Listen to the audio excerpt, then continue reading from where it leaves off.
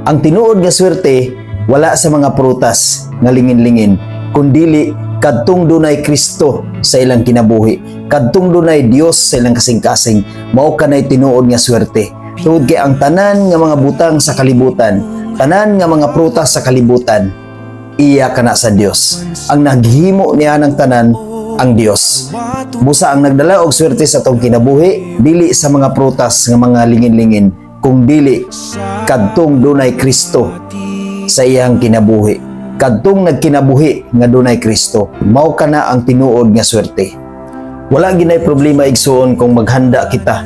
Wala ginay problema igsuon kung magpreparar kita para naapod tay makaon sa atong paghulat sa bagong tuig nga moabot sa atong kinabuhi. Ang nakasayop ana igsuon kung atong gibasihan ang atong gihanda nga mao gayud ang swerte. Kay ang swerte mao lang gayud si Kristo. Deuteronomio 10 versikulo 14. Iya sa Ginoo nga inyong Dios ang tibuok langit, ingon man ang yuta ug ang tanan nga anaa niini. Mao kana igsuon nga kanang imong gituuhan karon nga mga prutas nga lingin-lingin, kung mao kanay gadalag swerte sa imong kinabuhi, igsuon dili kana tinuod nga maghatag kanimong swerte, kundili ang Dios mo ay maghatag kanimo og tinuod nga swerte. Tungod kay ang tanan nga mga butang sa kalibutan iya sa Dios.